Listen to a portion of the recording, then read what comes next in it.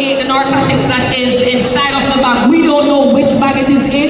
I'm not sure if you know. I don't think you know either. But look at it now.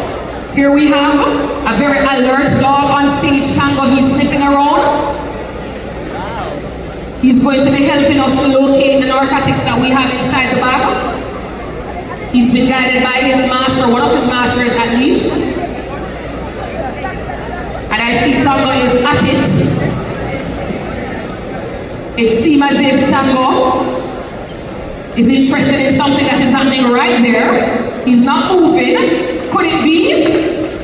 Could it be that something is inside of that bag? Now we have Inspector Otar inspecting the bag.